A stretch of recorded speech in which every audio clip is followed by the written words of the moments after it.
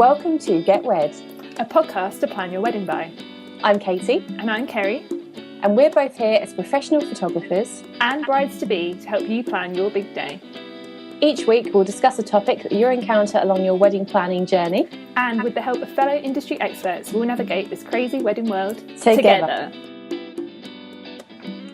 Hello everyone, welcome back to another episode of Get Wed. Hi Katie. Hello Kerrie. Yes, I am here as well. Sorry. We have an episode just for the two of us this week, and we're going to talk all about, we've titled this episode DIY, Decor and Maths, because apparently there's a lot of maths that goes into doing your own wedding decor. Yeah, maths is not my strong point, so I'm hoping you can carry me on this one, Kerrie. I'm going to be testing you at the end. It's going to be all good. So to get us started, Katie, why don't you tell us a little bit about the DIY projects that you took on for your wedding? Yes, so we were a little bit sort of restrained with time for our wedding. So I think if I'd had more time, I probably would have liked to have crafted a bit more. But we basically had a huge space. We got married in a railway station, and it was a massive goods shed, basically. Mm-hmm. So the kind of simple way of decorating that I thought would be bunting. Yeah. Because it's cheap and easy to put up. And yes, you can cover huge amounts of space with it. So as much as sometimes bunting is quite boring, we sort of went with that. So lots of bunting in our venue. So did you make it? My mum, bless her, made quite a lot. But I did also find somebody on eBay, because we put it outside on the train carriages too. So I found somebody on eBay who did it cheaply as well. So bless her. So yeah, mum made some. And then we also bought some. Yeah. So that was kind of the main bits. What else did we do? I bought all sorts of random things like paper, coloured decorations, because we had like a rainbow theme. So I sort of hung them up on the trains, because we had a lot to cover as well, because we had train carriages and stuff to decorate. And then I was really passionate about the furniture I wanted to use as well. So we used Anthology Vintage, and we got really long tables, nice sort of vintage tops, and nice chairs as well. And then kind of used nice glittery table runners and stuff as well. So it's a bit of a mishmash, in all honesty. And if I would have had more of a budget, I probably would have liked more lighting and more flowers and things like that. But we didn't actually pay for any flowers on our tables, just because we simply couldn't afford it. Yeah. So. Did you use everything that you bought? Yes, we did. The paper stuff I didn't actually use as much as I thought I would. It looked a bit weird when we put it up, because that's a hard thing. You're kind of guessing. Yeah, you don't know till you get there, until you put it up. Yeah, so I kind of thought, I'll have more than I need. Oh, a really good one of my brides, bless her, gave me loads of glittery tea light jars. Oh, nice. So she covered like them in glue and then dipped them in glitter, and then we used them for all the. So they were kind of like our little centerpieces. So thank God for her. Yeah, she was a lifesaver, because she'd handmade all of hers. Oh, wow. It must have taken her ages. So, yeah, so she let me borrow them, which was awesome. So I was quite lucky that I kind of, if I saw anything I liked at a wedding, of a couple I shot, I sort of said, could I borrow that? Or could I have that, please? And that was quite useful. Because you'll also find that after your wedding, you will have a room full of toot and stuff that you no longer need. So I think quite a lot of people were a bit relieved to kind of pass it around and let other people use it as well. I already have that now. My dining room is just turned into like wedding project room. It's just close the door at the end of the day and don't look in there or clean it or anything. It's just like, just don't go in that room. It's like the secret cupboard that you just put all your crap in. Yeah, and then especially when you come after wedding, it's just like, oh my God, I've got so much stuff to get rid of. Yeah. But one of my friends had got married the month before too, so she gave me quite a lot of little sort of battery powered fairy light things to put in jars, and she was really great and lending me lots of stuff too. Yeah, so I say do borrow stuff as well sometimes. Yeah, it's a good idea. So what are your plans for your wedding then, Kerrie? I'm at the point now where I'm in slight panic mode of how I'm going to fill up a marquee. Oh no! Because although we've sorted out all the logistical things and where everyone's going to sit, that sort of stuff, it's now like, well, I've got to make it look. Well, it's fine that it looks like a marquee, but maybe make it look slightly more attractive and weddingy. So yeah, we're working out how we're going to fill that up. So. We've got Dreamwave coming to do like lighting installation for us with festoon lights, so that'll fill up most of the space. But then my mum is now on bunting duty, so she's started to make all that. I just think bunting, although some people think it's a bit twee and, old-fashioned and everyone does it, it's just the best way to fill up a huge space, isn't it? So yeah, it really is. It's so sort of cost effective and easy to put up. That day before, you can just say you put the bunting up, and that's another thing. It's so easy. So yeah. So where will you put yours, on the outside or well, inside? This is what I'm trying to think of. We were trying to work out how much we needed, which is how the maths comes into this already. I think our marquee is like 15 foot by 12 foot. So we worked out we needed something like 50 metres or something. Wow. Maybe more of bunting. If we were just to go around all the walls. Yeah. Like, in a rectangle.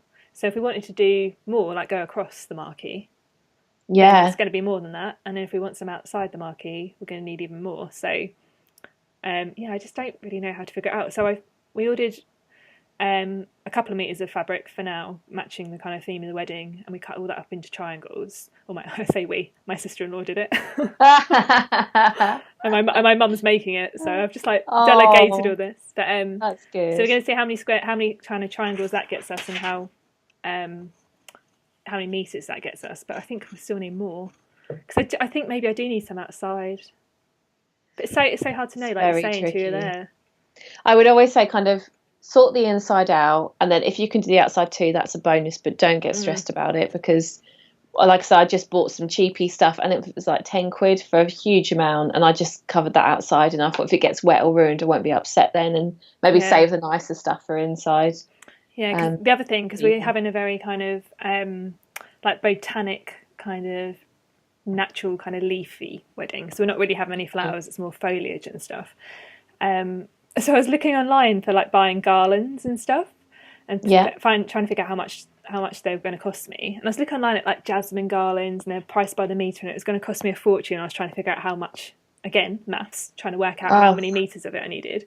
And then I went down the garden to feed the chickens the other day and turn around and come back, and there's an out of control jasmine on the back of our house. I was like, hold on a minute.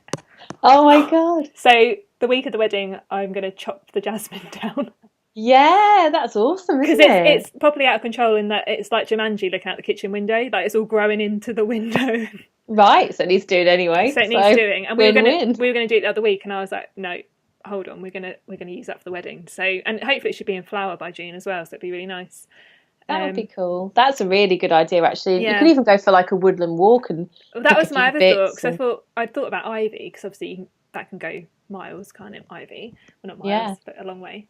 And we walk around the woods with the dog all the time, so I've been keeping my eye out for where ivy is. And I'm like, oh, how are we going to get down here and forage without anyone noticing that we're stripping the woods of ivy?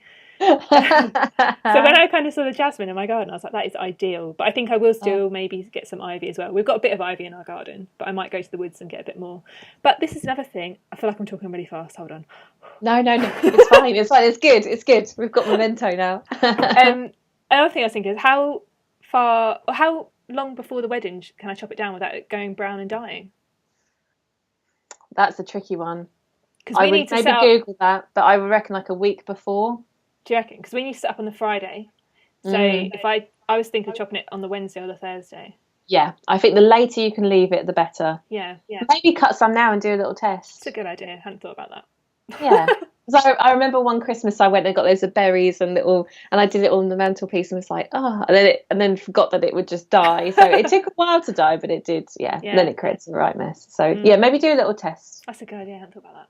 So we're going to do that. And also I noticed in my garden, we've got this, I don't know what it's called. It's like a paper plant, I think. It's like it's a big green, like spiky leaves. Right. Oh. I hope that my demonstration on YouTube is doing it. Kerrie's doing lots of hand signals. I'm sure it's called a paper plant. It's like a big, like 5 leaf, like 5 spike leaf. So I was thinking I could always chop them off and use them as people's table name settings. That would be cool. Write their names on them. Yeah, just get like a white sort of chalk pen. Yeah. So I need 100 of them, so I have to go out and count the leaves on that plant. But we'll strip that one back. Basically, your garden is going to be like a wasteland by the time you're finished. Just going to strip everything.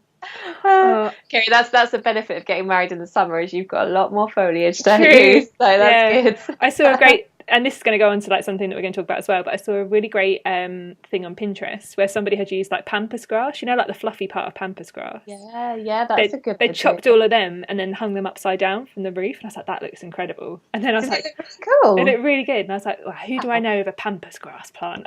And I don't know anyone. Destroy. And I like when I'm walking the dog and I walk past people's houses and I see it, I think, oh, I wonder if they'll let me chop all that down. Oh, that's really cool. So yeah, I do like that. You can think outside the box too with your plants and stuff you can just gather. I mean, one of my friends had a November wedding and she just got like pine cones and what they called conkers, and so I think definitely go and forage and find a few bits and pieces. Yeah, I completely forgot to mention as well, I had giant balloons. I can't believe I completely forgot that. So they were they filled my height and my space because it was a big space, so we just had these huge balloons with tassels and stuff. So I completely, how could I forget that? It's so stupid. Yeah, I think like you, we're not really going to go for centerpieces. So my bridesmaid, I'm doing really good at delegating stuff out. I'm not really doing much myself at the moment, but my bridesmaid. At least you're asking for help. I was the opposite. My bridesmaid is making me table runners. Just going to be like a linen grey. And again, she was around the other week and we're trying to figure out how many meters of this bloody fabric we needed for these runners. And then it was like, well, I don't actually know how long my tables are going to be yet. So I don't know whether I'm going to have like long tables or I'm going to have like maybe 2 long tables together and have them like that, or I have like 4 long tables together. So we're like trying to work out how we could do it. So if we ended up putting them together, it would still work. And and then you got to think about the way you sit people too, because then if you do have them separately, you can put people on the ends. But obviously, if you want a big long one, you can't. You can only do that at the ends of the long ones. So, but I feel like that's something I can't decide on until I've had all my RSVPs back. Yeah, it's good to know numbers because you do know a bit more, but won't make a huge amount of difference unless you get loads of job out. So, which you won't get. So, it is hard. I felt like I did a lot of drawings and a lot of cutting out hundreds of little names and moving them about on the table, and my stepdad made us a scale plan of our marquee, and he chopped us all the tables out and the dance floor size.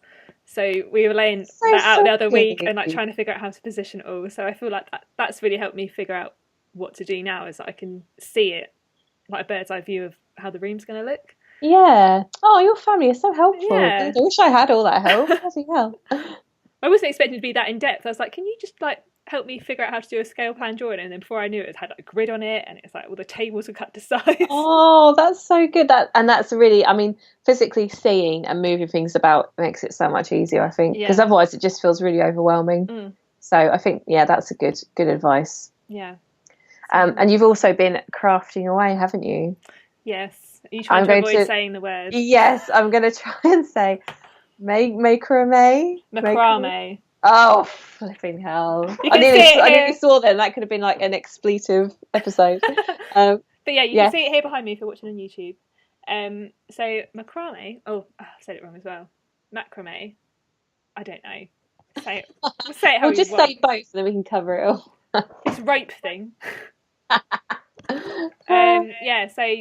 I want to use this as my backdrop for our ceremony in the woods. And when I had this idea, I'd obviously seen it on Pinterest, like you see everything. And I was like, we're going to make one of those. It's going to be fine, because I looked on Etsy and they were like £700. I was like, I'm not paying £700 for something that was going to be used for half an hour. Yeah. Although now in hindsight, it takes days to make. This is basically macrame or macrame is basically like the art of knot tying, and I think it's like from the 70s or 60s. So there used to be lots of like plant. You probably know it from like plant hangers, like 70s plant hangers, and there was like people like wore clothes. In this book we found even had like a macrame bikini in it. I was like, oh my word! Imagine your honeymoon, lovely. But imagine that, like it would just soak up all the water and like fall off of you, wouldn't it? So we reckon that this has taken us, like between me and my bridesmaid who made it, it took us 2 full days to do it, and then I had a couple of full days on my own, so about 4 days. Plus, it's still not finished. And the rope, we've had about 6 or 7 reels of 80-metre rope. So in total, it cost us about 60, 70 pounds, I think, for the rope. So then if you worked in the actual time it took to make it as well, like just buy one. Yeah, you can see how they got to that figure, really, can't you? Yeah. But it does look awesome. And I started this back in February, and when we're recording this, it's now start of March, or middle of March almost. So, yeah, it's taken me... I think you've done well, though. Yeah. When I started, everyone was like, oh, you're starting your wedding projects early. And I was like, I just want to make sure I can get that done. Yeah. Yeah, I bet you're glad you did now. Yeah, so that is done. It does look brilliant. And Kerrie's going to use it in your home, aren't you, after the wedding too? Yes. A lot of people have asked me if I'll sell it or hire it out for weddings, and I just don't think I could deal with parting with it now because I spent so long on it.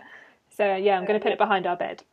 I think that's a really nice idea, to maybe keep a few bits that you could recycle and use in your house, because they're just little memories as well, which is really nice. All the blood, sweat and tears. Yeah. Every time I look at it, I can be like, oh, yeah, that was stressful. Yeah. It will look really cool, though. So I hope so. Yeah. So that's some quite good advice as well. I think get organised, do it well in advance. You've got lots of time, because these things take so much longer than you think they're going to take. Yeah. And definitely start be realistic about what you see on Pinterest, because I saw that on Pinterest. I thought it'd be really easy. And because I'd never done any macrame before, I had to learn how to tile the knots, which was fine once I got going. But in the beginning, it was like, how is this even possible? Yeah. So yeah, sometimes if you've not got much time before your wedding, perhaps just buy stuff. Like, see the value in just buying stuff and saving yourself some time. Yeah. Yeah. So it will look awesome, though. Yes. So how about the week before the wedding, or like the lead up to your wedding? What stressed you out the most? Was it the crafting projects? No. No, the crafting was good, because I kind of bought everything. I think it's more the fear that you get just before, when you think, I've got this day before, if you're lucky enough to have a venue that does that, to set everything up, and I just hope all these random things I've bought are all going to look good when I've got them. And I think that's the main fear, is just, let's put this all together now and hope it looks okay. Yeah. And I kind of had a bit more than I thought. So, I mean, I think I would rather have more than less. Yeah. So a few bits I didn't use, I thought, no, that looks rubbish, and took it down. But I think that's your main kind of fear. But we had loads of issues with just the venue in general. So that was nothing to do with planning. And we couldn't have done anything different. It was just the people, the venue being a nightmare. But so I was stressed anyway. But if it hadn't been for them, it would have all been fine. Like, the day before was busy, don't get me wrong, because you will find that everybody is coming up to you asking you like a million questions. Where does this go? Where does that go? What should I do now? And you don't even know yourself. You don't know until you put stuff out what you want or how it looks. So I found that a bit like, oh God, people give me some space. And sometimes you'd be like, go and pin up some pictures or something, and then somebody would do it completely randomly, and then you'd be like, oh God, now I've got to discreetly go and like change it. So it's more people stress to me. Yeah. I only had a couple of friends who were like, got on with it. If you said, could you just go and do that, they'd do it and do it well, whereas other people just weren't sure, and they were just being... How many people did you have helping you set up? I managed to get quite a few. So Jack's parents came for a bit, my parents came for a bit. My mum was great, my dad was rubbish. Sorry, Dad. He won't listen to this anyway, but he just sat there reading the paper, so he didn't help at all. And then a couple of friends, the friend I'd helped the month before, she was great, she came and did lots of stuff, and then my bridesmaids came, but they all had babies and things, so it was a bit more chaotic, because they were sort of trying to sort their kids out. So it was good once we got going, but when all the chairs arrive and all the tables arrive, and and you're trying to place everything, it is a little bit... Because I think that's the thing we're going to have going on, because we have booked that week off the wedding, before the wedding. So we get married on the Wednesday. So I've already written off the fact that we probably won't get anything done Wednesday.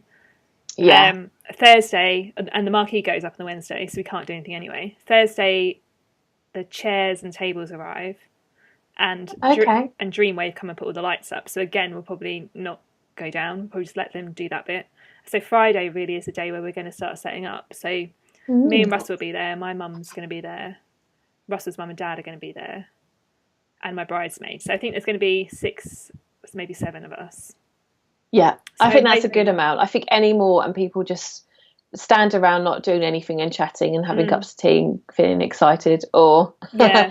and I think maybe have a little list of delegated jobs, because I didn't do that. I kind of just went in and thought it would all be obvious. Yeah. But a lot of people don't kind of sometimes have that initiative to kind of be like, oh, I'll go and put those up, or I'll put them. So I think maybe write a little list of delegate, like bunting is easy. So like delegate jobs like that while you do working out if chairs look good in certain places, and the more fiddly stuff maybe. I still want to figure out chairs for my ceremony. Like, I still want to sort something out there, because I feel like I don't like the idea of having to move stuff over. Oh really?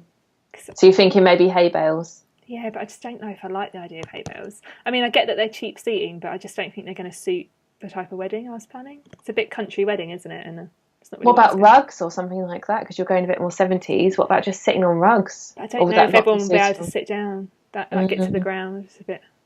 So I'm literally thinking out loud. Yeah. Yeah, I don't... Yeah. So that's something I need to think of. It is really hard. I literally had a bride the other day I met up with, and she said, I'm struggling with seating, because she was looking at deck chairs. They cost a fortune. She was looking at giant deck chairs. They're just silly and they cost loads.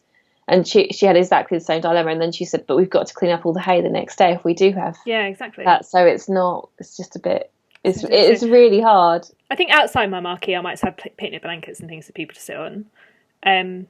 But I really want benches. That's what I want, I think. And then we can move some benches over so there's outside seating outside the marquee, but don't necessarily have to bring them all over. Because, again, like, we've got 100 people to sit down, so I keep thinking, how many benches is that? Maths. Yeah. Oh, I know. Constantly just, like, counting on my hand, like, right, that's that many. And then you just wake up in the night and you think, oh, shit, did I remember so-and-so? Or did I... Or somebody will say, oh, can I just come to the ceremony? And then you're like, no, because you don't have a chair. Perhaps that's what I need to do, is like bring your own chair to the ceremony. Yeah. It's a shame, because mismatched chairs look great, but they cost a fortune. They're so expensive. I think that's the trouble, because if you had a huge budget you could get really cool chairs, but you don't want to spend a fortune on... Because it's also like half an hour of the day, like that we're going to be in that ceremony for half an hour, and then we won't be using that space again. Maybe we'll go back for some pictures or something, but we won't be using that space for the rest of the day. So it seems like a lot of money to spend for half an hour. But it's also quite vital, because I don't want people standing around getting looking untidy. Yeah. Could you bring in logs or something for people to sit on? Possibly. I don't know. So where do you get all this stuff, though? Oh. Yeah, you might have to do another recce maybe of the space or something, and then maybe you might get some inspiration of what's there that you could drag and use. I'm photographing a wedding day at the end of April, so that's quite handy. So I can be like, I can see how the wedding day runs on their wedding day. Not that I'm using them as guinea pigs. Yeah, but no, it does help you imagine it all a lot more, definitely. So I can have a little wander whilst I'm up there and check it all out.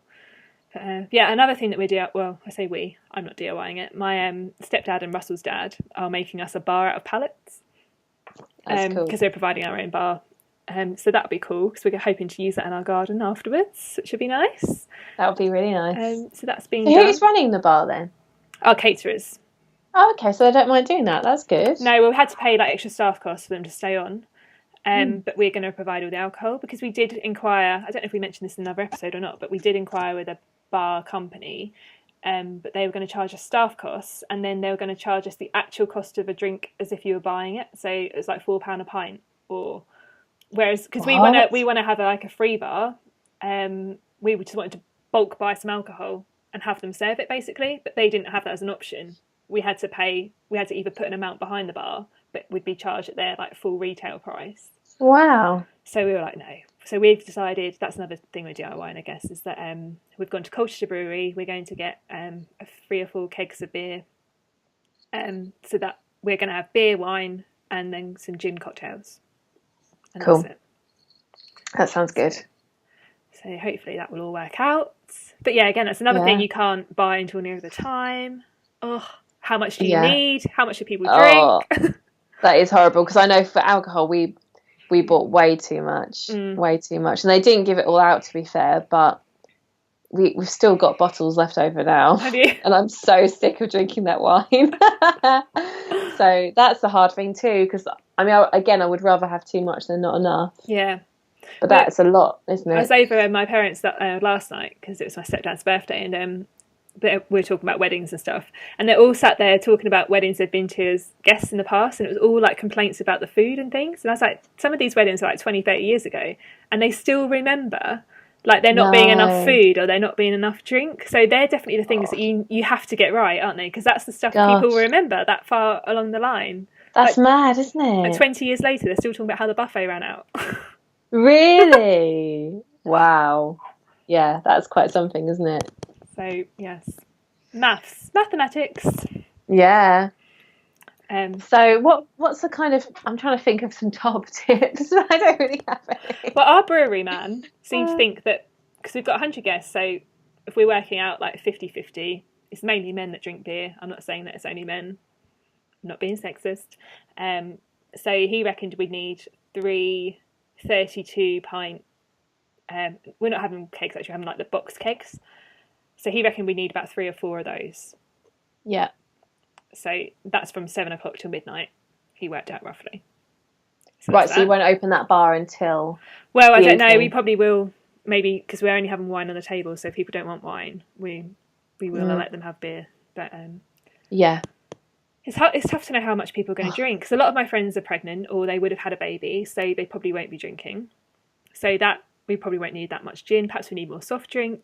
It's so hard to predict, isn't it? Like that's the thing too. It is thinking of things like soft drinks too, because I didn't at all think about kids. And then literally, like I went to Poundland like the day before and was like, squash! I need loads of squash. Because I just didn't think of things like that. So it is things like that. So they throw you and you think, oh bugger. What about the non-drinkers? Oh yeah, it's a nightmare. So yeah, we're working about 50 meters of bunting, probably more. 3 kegs of beer. Don't know how many bottles of gin. And I know for our beer I was a bit like, how long do we have to leave it to settle and all that kind of stuff? Yeah, because he did say the day before ideally he needs it to put it in place so it will settle. So. But you're quite lucky you've got a few days, whereas we only had the day before, so we had to do that like first thing and oh my goodness, I'm just remembering how stressful everything was. You just sort of remember it in this lovely like haze and then suddenly you're like, God, there was so much planning you to get and stresses. Yeah. But you'll be all right. You'll get through it. I had my little notebook. I think if you write stuff down, that helps you feel a lot better about things. And like I reckon you need to take an emergency kit, like sellotape, gaffer tape, blue tack, ladders, scissors. Yeah, all that definitely. Sort of stuff. You could never have too many scissors as well. Yeah, I would say definitely have your little plastic bag full of stuff. Yeah, my little emergency kit. Yeah, and loads of food as well. Oh yeah, I've got to feed people while we're there. That was hard too. I was like, oh God, do I have to buy sandwiches for everybody the day before? And but no, I didn't.